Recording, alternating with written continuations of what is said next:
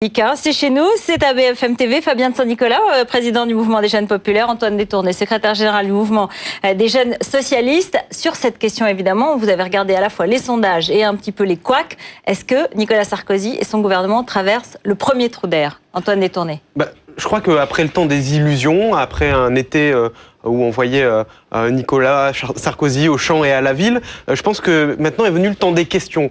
Alors, tant des questions sur la façon de gouverner, on voit que l'ensemble des pouvoirs que s'attribue Nicolas Sarkozy, sa forte présence, ne pose pas de problème qu'à la gauche, mais aussi au sein de la droite. Après, il faut faire la part des choses entre ce qui est l'évolution des institutions et des intrigues de cour. Et puis, deuxième question, c'est on peut pas continuer à gérer la France comme ça, à la va comme je te pousse. Il y a des vraies questions qui se posent, et les Français, notamment sur le pouvoir d'achat, sur les salaires, sur les prix, eh bien, attendent des solutions. Et pour l'instant, on ne les a pas. Alors, trou d'air et solutions, en fait, il y a beaucoup de paroles et pas encore beaucoup de solutions. Je crois que le gouvernement a beaucoup travaillé, sous l'impulsion du président de la République. D'ailleurs, pendant cette période, et notamment au cours du mois de juillet et août, on était parti sur les fondamentaux de la campagne présidentielle, avec des promesses de campagne, ce qu'on peut appeler vulgairement des promesses de campagne, et ces promesses ont été tenues. Et on ne peut pas dire aujourd'hui qu'on n'a pas tenu nos promesses et que le président de la République n'a pas tenu ses promesses.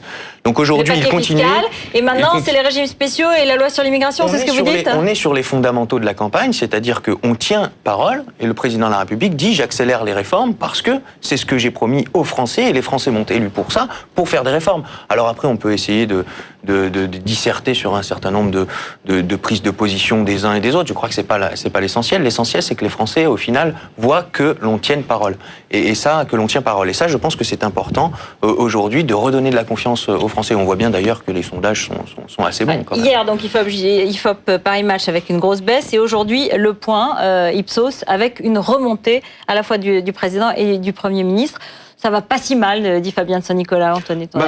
Je pense qu'en matière de sondage, plutôt que de regarder la photographie, il faut regarder la dynamique.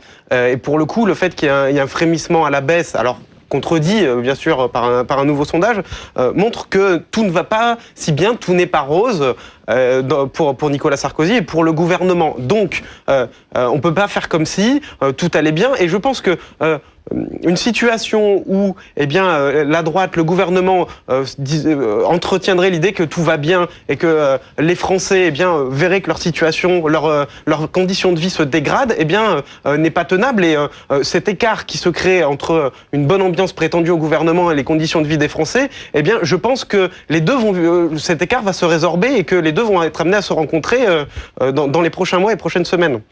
Moi, ce qui me frappe beaucoup, c'est d'entendre que l'on voit que la majorité a des dissensions sur un certain nombre de sujets. Je ne pense pas que la majorité ait des dissensions sur un certain nombre de sujets. Sur la méthode, c'est une vraie question. Allez vite, apparemment la majorité est d'accord, mais peut-être que le président veut d'abord discuter, négocier. Et tout à l'heure, Brice Hortefeux, sur ce plateau, disait « Moi, je prends le temps, j'ai fait un projet, j'ai discuté avec toutes les associations. » C'est un peu une manière de dire à François Fillon qui a dit « Il faut y aller, la réforme est prête. Attention, on prend son temps. » Tout le message du Premier ministre, à mon sens, en tout cas, je ne suis pas dans l'esprit du Premier ministre, mais je pense que c'était de donner un signal aux Français et de dire voilà, nous vous avons promis pendant la campagne électorale que nous allions réformer les régimes spéciaux, et il l'a réaffirmé là en disant voilà, le gouvernement est prêt pour continuer les réformes globalement.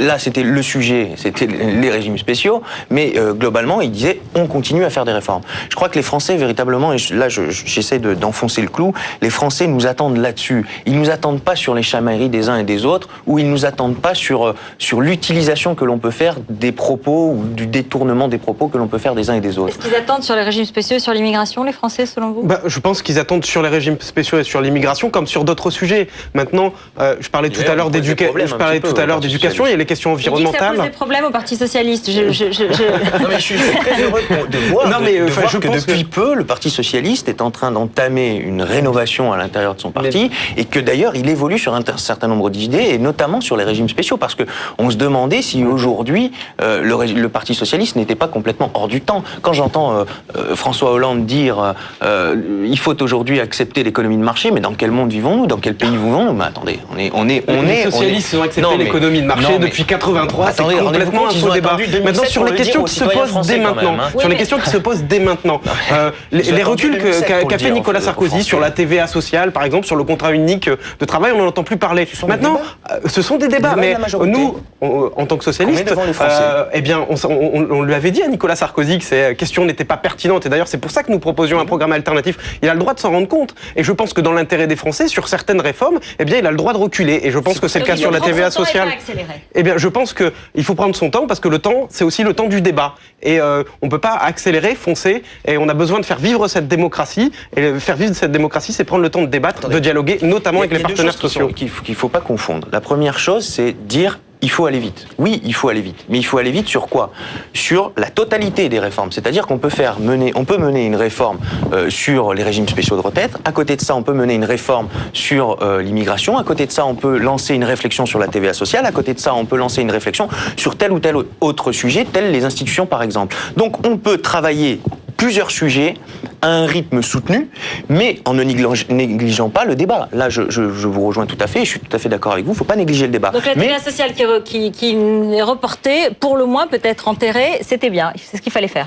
Mais je crois qu'il y a un débat dans la majorité, après, laissons les uns et les autres choisir. Les députés sont contre, soyons clairs. Alors, et le président de la République ensuite tranchera. Je pense qu'il faut laisser ce débat dans la majorité, il peut se faire de manière saine. D'ailleurs, vous-même, dans votre majorité, vous avez des débats, parfois vous n'êtes pas d'accord, et puis au final vous trouvez une solution qui concerne votre parti. Chez nous c'est pareil. Là pour le moment, c'est pas très clair quand même. On débat, mais on va trouver des solutions, ne vous inquiétez pas. Il n'y a pas beaucoup de solutions. On va en trouver, ne vous inquiétez pas, nous y travaillons. C'est un peu compliqué. mais bon, ceci dit, vous y viendrez, je pense. Oui, bien sûr, nous y viendrons, mais sur toutes ces questions qui se posent, que ce soit la TVA sociale notamment, on s'aperçoit de quoi? Que pour les nouvelles propositions, les propositions un peu compliquées, type contrat unique, TVA sociale, qui touchent au social, au pouvoir d'achat, le gouvernement réfléchit. Sur d'autres sujets, sur l'immigration, sur la sécurité, sur ce qui a trait plus précisément aux faits divers ou à la justice, on nous ressort des solutions qui ont déjà été utilisées les 5 années précédentes. C'est au moins la 6e ou 7e loi sur l'immigration depuis 5 ans. Donc c'est bien qu'il y a une inefficacité et que plutôt de foncer à nouveau sur ces sujets-là, il y a aussi un temps de réflexion à prendre. Démagogie? Donc, démagogie? Bougisme. Bougisme. Dernier mot? Donc on revient encore sur le clivage traditionnel, la droite est sécuritaire et la gauche est plutôt sociale. Non, je trouve que ça n'existe pas. C'est trop facile, Fabien Nicolas. Je trouve que ça c'est trop facile. Non, moi je dis le gouvernement travaille, il faut continuer. On va reparler tout à l'heure, mais là on va reparler de rugby, attention, parce qu'il y a des enjeux